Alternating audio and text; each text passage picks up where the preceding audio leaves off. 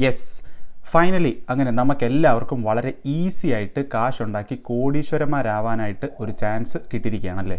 ഒരു ചിലവുമില്ല, വെറുതെ ഇരുന്ന് ടാപ്പ് ചെയ്ത് കഴിഞ്ഞാൽ ഇഷ്ടം പോലെ പൈസ. ശരിക്കും ചിലവൊന്നും ഇല്ല അല്ലേ? ഉണ്ട്, നല്ല ചിലവുണ്ട്. ടൈം ഈസ് പ്രഷ്യസ് എന്ന് പറയുന്ന ക്ലീഷേ ഡയലോഗ് അടിക്കാനായിട്ടല്ല, നമ്മളെല്ലാവരും എല്ലാ ദിവസവും അത്യാവശ്യം സമയം വെറുതെ കളയാറുണ്ട്. പക്ഷേ ആ സമയം നഷ്ടമാവുന്നതിലും വലിയ നഷ്ടം നമുക്ക് വന്നേക്കാം. നമുക്കതൊന്ന് ഡീറ്റെയിൽഡ് ആയിട്ട് നോക്കാം. ഞാൻ ആദ്യം ഒരു കോട്ട് പറയാം. Your focus determines your reality. നിങ്ങൾ എന്തിലേക്കാണോ കൂടുതൽ അറ്റൻഷൻ കൊടുക്കുന്നത് അതായിരിക്കും നിങ്ങളുടെ ലൈഫ് എക്സ്പീരിയൻസ്. മറ്റെല്ലാം നിങ്ങളുടെ ബ്രെയിൻ ഇഗ്നോർ ചെയ്യും. ആദ്യമായിട്ട് എന്താണ് ക്രിപ്റ്റോ, എന്തിനാണ് ക്രിപ്റ്റോ? ഒരുപാട് വലിച്ചു നീട്ടുന്നില്ല, വളരെ സിമ്പിളായിട്ട് പറഞ്ഞാൽ ഓരോ ക്രിപ്റ്റോ കോയിനും ഓരോ പ്രോജക്ട്സ് ആണ്. എല്ലാവർക്കും അറിയാവുന്ന അല്ലെങ്കിൽ എല്ലാവർക്കും ആവശ്യമുള്ള എന്തെങ്കിലും ഒരു കാര്യം അല്ലെങ്കിൽ എന്തെങ്കിലും ഒരു ടെക്നോളജി അത് ബ്ലോക്ക് ചെയിനിലേക്ക് ട്രാൻസ്ഫർ ചെയ്ത് അതൊരു പ്രോജക്റ്റാക്കി മാറ്റുന്നതാണ് ഓരോ ക്രിപ്റ്റോ കറൻസിയും അല്ലെങ്കിൽ ഓരോ ക്രിപ്റ്റോ പ്രോജക്ട്സും. ഞാൻ എപ്പോഴും പറയുന്ന ഒരു എക്സാമ്പിളാണ്, ഭാവിയിൽ നമുക്ക് നമ്മുടെ പ്രോപ്പർട്ടീസ് അല്ലെങ്കിൽ നമ്മുടെ വീട് വിൽക്കാനായിട്ട് നമുക്ക് ബ്ലോക്ക് ചെയിനിൻ്റെ ടെക്നോളജി യൂസ് ചെയ്യാം. അങ്ങനെ ഒരു കാലം ഉറപ്പായിട്ടും വരും. ഇപ്പോഴത്തെ പോലെ വലിയ കോംപ്ലക്സിറ്റി ഒന്നും ഇല്ലാതെ ഓണർഷിപ്പ് നമുക്ക് വളരെ ഈസി ആയിട്ട് ട്രാൻസ്ഫർ ചെയ്യാൻ പറ്റും ഈ ബ്ലോക്ക് ചെയിൻ്റെ സഹായത്തോടു കൂടി. ആ ഒരു ടെക്നോളജിയും ഡെവലപ്പ് ചെയ്യുന്നത് ഏതെങ്കിലും ഒരു ക്രിപ്റ്റോ ആയിരിക്കാം. അവരിതൊരു പ്രോജക്റ്റ് ആയിട്ട് എടുത്ത് അവർ ഡെവലപ്പ് ചെയ്ത് അതൊരു ക്രിപ്റ്റോ പ്രോജക്റ്റ് ആയിട്ട് ഡെവലപ്പ് ചെയ്ത് മുമ്പോട്ട് കൊണ്ടുവരും. ഇതൊരു എക്സാമ്പിൾ മാത്രമാണ്. ഇതേപോലെ തന്നെ ഓരോ ക്രിപ്റ്റോ പ്രോജക്റ്റിനും വാലിഡ് ആയിട്ട് ഒരു ഐഡിയ വേണം. അത് എഡ്യൂക്കേഷൻ ആവാം, ഗെയിം ആവാം, ഫിനാൻസ് റിലേറ്റഡ് ആവാം, എന്തുമാവാം. ഏതെങ്കിലും ഒരു ക്രിപ്റ്റോ പ്രോജക്റ്റ് എടുത്ത് വെച്ചിട്ട് അതിൻ്റെ പുറകിൽ അതിൻ്റെ ബാക്ക് എൻഡിൽ നടക്കുന്നത് സ്കാം ആണോ അതോ ട്രസ്റ്റ് വർത്തി ആയിട്ടൊരു ക്രിപ്റ്റോ ആണോ എന്ന് ഒരു സാധാരണക്കാരന് വളരെ എളുപ്പത്തിൽ ചെക്ക് ചെയ്യാൻ സാധിക്കുമോ? ആ ക്രിപ്റ്റോ പ്രോജക്റ്റിൻ്റെ വെബ്സൈറ്റിൽ കയറി കഴിഞ്ഞാൽ അവർ നമുക്ക് തരുന്ന ഡീറ്റെയിൽസ് അത് ലെജിറ്റിമേറ്റ് ആണോ എന്ന് നമുക്ക് ചെക്ക് ചെയ്യാം. പക്ഷേ അതിനും അപ്പുറമുള്ള ചില കാര്യങ്ങൾ, for example proximity to suspicious websites, threat profile, phishing profile, malware score, spam score, domain black list status. ഞാൻ ഇത്രയും നേരം പറഞ്ഞ എത്ര കാര്യങ്ങൾ എത്ര പേർക്ക് മനസ്സിലായി? ഈ പറഞ്ഞ കാര്യത്തിൻ്റെയൊക്കെ ലെജിറ്റിമസി ആര് ചെക്ക് ചെയ്യും? ഹാംസ്റ്റർ കോംബാറ്റ് എന്ന് പറയുന്ന ഈ ഒരു പ്രോജക്റ്റ് സ്കാം ആണെന്നോ അല്ലെന്നോ പറയാൻ ഞാൻ ആളല്ല. ബട്ട് ഞാൻ വളരെ ഇമ്പോർട്ടൻ്റ് ആയിട്ടുള്ള കുറച്ച് ഡീറ്റെയിൽസ് പറയാം. അത് കേട്ടതിന് ശേഷം നിങ്ങൾക്ക് തന്നെ തീരുമാനിച്ച് മുമ്പോട്ട് പോകാം. മാർച്ച് 2024 ഇവരാദ്യമായിട്ട് ഈ പ്രോജക്റ്റ് സ്റ്റാർട്ട് ചെയ്യുന്നത്. വളരെ കുറച്ച് മാസങ്ങൾ കൊണ്ട് തന്നെ അവർക്ക് മില്യൺസ് ഓഫ് ഫോളോവേഴ്സ് ഉണ്ടായിട്ടുണ്ട്. ഏതൊരു ക്രിപ്റ്റോ പ്രോജക്റ്റിൻ്റെയും വെബ്സൈറ്റിൽ കയറി കഴിഞ്ഞാൽ നമുക്ക് അവരുടെ വൈറ്റ് പേപ്പർ ഡൗൺലോഡ് ചെയ്യാൻ പറ്റും. വൈറ്റ് പേപ്പർ എന്ന് വെച്ചാൽ നമ്മൾ എന്തെങ്കിലും ഒരു പ്രോഡക്റ്റ് വാങ്ങിക്കാൻ പോവുകയാണെങ്കിൽ ആ പ്രോഡക്റ്റിൻ്റെ ബ്രോഷർ, അതല്ലെങ്കിൽ ആ പ്രോജക്റ്റ് അല്ലെങ്കിൽ ആ പ്രോഡക്റ്റ് എന്താണ് ചെയ്യുന്നത്, എന്താണ് അവർ ഉദ്ദേശിക്കുന്നത്, എന്താണ് അവരിനി ഭാവിയിൽ ചെയ്യാൻ ഉദ്ദേശിക്കുന്നത്, ആരൊക്കെയാണ് ഇത് ഡെവലപ്പ് ചെയ്തത്, ആരൊക്കെയാണ് ഇതിൻ്റെ പിന്നിൽ പ്രവർത്തിക്കുന്നത്, ഏതൊക്കെ കമ്പനീസ് അല്ലെങ്കിൽ ഏതൊക്കെ ഇൻവെസ്റ്റേഴ്സിൻ്റെ സപ്പോർട്ട് അവർക്കുണ്ട്, അവർ ഇത്രയും നാൾ ചെയ്ത കാര്യങ്ങൾ എന്തൊക്കെയാണ്, അവരുടെ വിഷൻ എന്താണ്, ഇങ്ങനത്തെ എല്ലാ കാര്യങ്ങളും എക്സ്പ്ലെയിൻ ചെയ്യുന്നതാണ് ഈ വൈറ്റ് പേപ്പർ എന്ന് പറയുന്നത്. നിങ്ങൾ ബൈനാൻസ് പോലുള്ള ഏതെങ്കിലും ഒരു വെബ്സൈറ്റിൽ കയറി കഴിഞ്ഞാൽ അവിടെ നിങ്ങൾക്ക് നല്ലത് എന്ന് തോന്നുന്ന ഏതെങ്കിലും ഒരു പ്രോജക്റ്റ് എടുത്ത് കോയിൻ മാർക്കറ്റ് ക്യാപ്പ് പോലുള്ള ഏതെങ്കിലും ഒരു വെബ്സൈറ്റിൽ കയറി കഴിഞ്ഞാൽ അവിടെ നിന്ന് നിങ്ങൾക്ക് വൈറ്റ് പേപ്പർ ഡൗൺലോഡ് ചെയ്യാം. അതല്ലെങ്കിൽ ഈ ക്രിപ്റ്റോയുടെ തന്നെ വെബ്സൈറ്റിൽ നിങ്ങൾ കയറി കഴിഞ്ഞാൽ അവിടെ നിന്ന് നിങ്ങൾക്ക് വൈറ്റ് പേപ്പർ ഡൗൺലോഡ് ചെയ്യാം. നോർമലി വൈറ്റ് പേപ്പറിൽ എന്തെങ്കിലും സസ്പീഷ്യസ് ആയിട്ടൊരു കാര്യമുണ്ടെങ്കിലോ നമുക്ക് എന്തെങ്കിലും ഡൗട്ട്ഫുൾ ആയിട്ടൊരു കാര്യമുണ്ടെങ്കിലോ അതല്ലെങ്കിൽ എന്തെങ്കിലും കാര്യം അവർ പ്രോപ്പറായിട്ട് കവർ ചെയ്തില്ലെങ്കിലോ നമ്മൾ ഇതൊരു മോശം കാര്യമായിട്ടാണ് കൺസിഡർ ചെയ്യുന്നത്. ആ ക്രിപ്റ്റോയെ നമ്മൾ ഇൻവെസ്റ്റിങ്ങിനായിട്ട് യൂസ് ചെയ്യാറ് തന്നെ ഇല്ല. പക്ഷേ ഹാംസ്റ്റർ കോംബാറ്റിൻ്റെ ഏറ്റവും വലിയ പ്രത്യേകത, ഇവർ വൈറ്റ് പേപ്പർ അവരുടെ വെബ്സൈറ്റിൽ ഇൻക്ലൂഡ് ചെയ്തിട്ടേ ഇല്ല.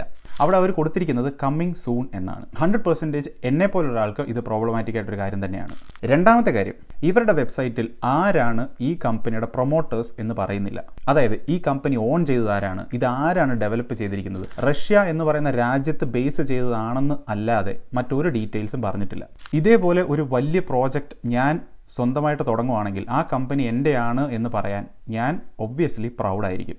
പക്ഷേ എന്തുകൊണ്ടാണ് ഇതിൻ്റെ പ്രൊമോട്ടേഴ്സ് ഞങ്ങളാണ് ഇത് ഓൺ ചെയ്യുന്നത് എന്ന് പറയാനായിട്ട് മുമ്പോട്ട് വരാത്തത് എന്നുള്ളത് ഒരു സസ്പീഷ്യസ് ആയിട്ടൊരു കാര്യമാണ് എന്നെ സംബന്ധിച്ച്. ഇനി അടുത്തതായിട്ട് വളരെ കോമൺ ആയിട്ട് കാണുന്ന ഒരു ക്വസ്റ്റ്യൻ ആണ്, ഇതിൽ ഗെയിം കളിച്ച് ഉണ്ടാക്കുന്ന പോയിന്റ്സ് എങ്ങനെയാണ് കോയിനായിട്ട് കൺവേർട്ട് ചെയ്യുന്നത്, അതല്ലെങ്കിൽ ഓരോ പോയിന്റ്സിനും എത്ര കോയിൻസ് വെച്ചായിരിക്കും ഇത് ലിസ്റ്റ് ചെയ്തതിന് ശേഷം കിട്ടാൻ പോകുന്നത് എന്ന്.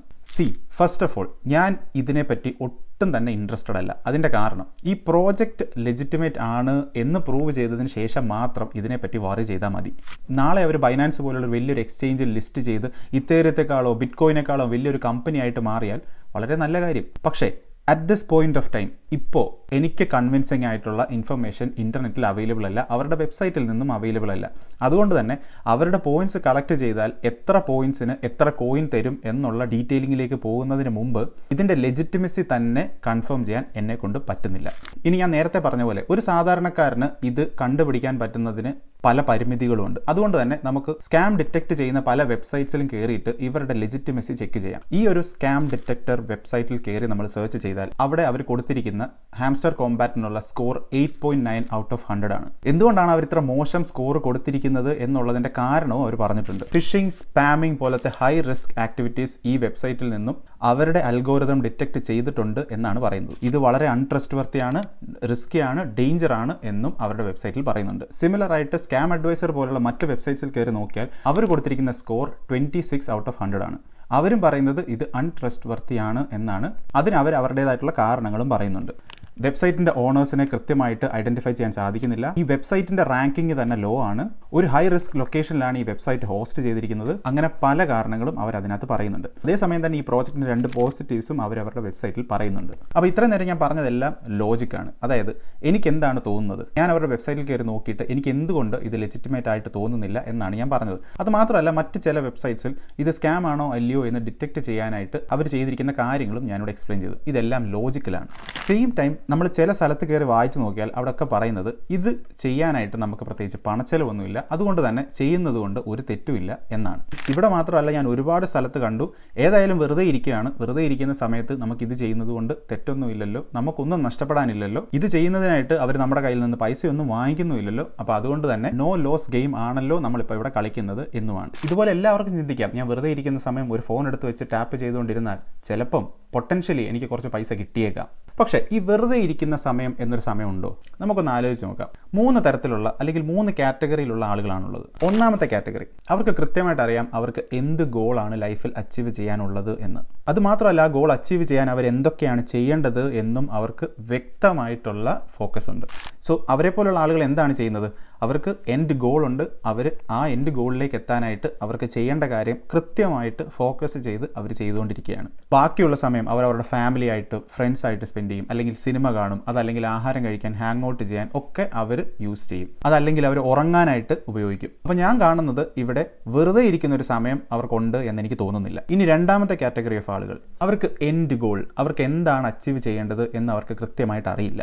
പക്ഷേ അവർ കോൺസ്റ്റൻ്റ് ആയിട്ട് ഇതിനു വേണ്ടി സെർച്ച് ചെയ്തുകൊണ്ടിരിക്കുകയാണ്. പുതിയ കാര്യങ്ങൾ അവർ ട്രൈ ചെയ്ത് നോക്കും, പുതിയ കാര്യങ്ങൾ അവർ പഠിക്കും, അവർക്കത് ഇൻട്രസ്റ്റിംഗ് ആണോ, അവർക്കത് കൺസിസ്റ്റൻ്റ് ആയിട്ട് ചെയ്യാൻ സാധിക്കുന്നുണ്ടോ എന്നൊക്കെ അവർ ചെക്ക് ചെയ്യും. ഇവരും ഫസ്റ്റ് കാറ്റഗറി ഓഫ് ആളുകളും തമ്മിലുള്ള വ്യത്യാസം അവരുടെ ഫോക്കസ് മൾട്ടിപ്പിൾ കാര്യങ്ങളിലായിരിക്കും. ഫസ്റ്റ് കാറ്റഗറിയിലുള്ള ആളുകളുടെ ഫോക്കസ് എപ്പോഴും ആ ഒരു കാര്യത്തിൽ തന്നെ ആയിരിക്കും. ബട്ട് ഇവൻച്വലി ഈ സെക്കൻഡ് കാറ്റഗറിയിലുള്ള ആളുകളും അവർക്ക് വേണ്ട കാര്യം അവർ കൃത്യമായിട്ട് ഐഡൻറ്റിഫൈ ചെയ്ത് അവരുടെ ഫോക്കസ് പോയിന്റും കൃത്യമായിട്ട് ഒരു സ്ഥലത്തോട്ട് തന്നെ വന്ന് അവരും കാറ്റഗറി 1ലേക്ക് മാറും. ഇനി മൂന്നാമത്തെ കാറ്റഗറി, നിങ്ങൾക്ക് ഒരു ഫോക്കസും ഇല്ല, നിങ്ങൾക്ക് ലൈഫിൽ എന്താണ് വേണ്ടത്, നിങ്ങളുടെ ഡ്രീം എന്താണ് എന്നൊന്നും നിങ്ങൾക്ക് ഒരു ഉറപ്പുമില്ല, കൃത്യമായിട്ട് ഒരു ധാരണയില്ല. അത് കണ്ടുപിടിക്കാനായിട്ട് നിങ്ങൾ പ്രത്യേകിച്ച് ഒരു എഫേർട്ടും എടുക്കാറില്ല. അങ്ങനെയുള്ള ആളുകൾക്ക് വെറുതെ ഇരിക്കാൻ ഇഷ്ടം പോലെ സമയം കാണും. ഗോ എഹെഡ്, നിങ്ങൾക്ക് ഈ ഗെയിം കളിക്കാം. നിങ്ങളിത് സ്കാം ആണോ, ട്രസ്റ്റ് വർത്തി അല്ലേ, ഡേഞ്ചർ ഉണ്ടോ, റിസ്ക് ഉണ്ടോ, ഒന്നും നോക്കണ്ട. നിങ്ങൾ ധൈര്യമായിട്ട് മുമ്പോട്ട് പോയിക്കോളൂ. കാരണം നിങ്ങളുടെ കയ്യിൽ വെറുതെ കളയാൻ ഇഷ്ടം പോലെ ഫോക്കസ് ഉണ്ട്. സമയം എന്ന് ഞാൻ പറയില്ല, നിങ്ങൾക്ക് വെറുതെ കളയാൻ ഇഷ്ടം പോലെ ഫോക്കസ് ഉണ്ട്. നമ്മൾ ആരും ഒരു ദിവസം 24 മണിക്കൂർ ഉണ്ടെങ്കിൽ അതിൽ 12 മണിക്കൂറും 17 മണിക്കൂറും വർക്ക് ചെയ്തിട്ട് ഒട്ടും സമയം കളയാതെ നമ്മൾ ഫുൾ ടൈം വർക്ക് ചെയ്യുന്നവരല്ല. നമുക്ക് ലൈഫിൽ ഇഷ്ടമുള്ള പല കാര്യങ്ങളും നമ്മൾ എല്ലാവരും ചെയ്യുന്നുണ്ട്. അതുകൊണ്ട് തന്നെ സമയം പല കാര്യത്തിനായിട്ട് നമ്മൾ ഉപയോഗിക്കുന്നത് ഒരു തെറ്റല്ല.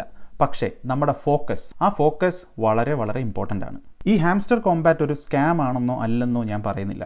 പക്ഷേ 100% sure this will take away our focus. നാളെ മറ്റൊരു കമ്പനി വരുവാണ്, നിങ്ങൾ ടാപ്പ് ചെയ്യുന്നതിന് പകരം സ്ക്രീനിൽ വെറുതെ സ്റ്റെയർ ചെയ്തുകൊണ്ടിരുന്നു കഴിഞ്ഞാൽ, അതല്ലെങ്കിൽ സ്ക്രീനിൽ വെറുതെ ഇങ്ങനെ നോക്കിക്കൊണ്ടിരുന്നു കഴിഞ്ഞാൽ ഞങ്ങൾ പോയിന്റ്സ് തരാമെന്ന് പറഞ്ഞാൽ നിങ്ങൾ ഈ ഹാംസ്റ്റർ കോംബാറ്റ് വിട്ടിട്ട് അതിലേക്ക് പോകുമോ?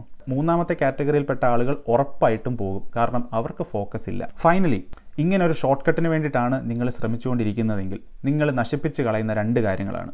1, നിങ്ങളുടെ ഫോക്കസ്. 2, യൂസ് ചെയ്യാതെ വെച്ചിരിക്കുന്ന നിങ്ങളുടെ പൊട്ടൻഷ്യൽ. ഞാൻ വീണ്ടും പറയുന്നു, your focus determines your reality.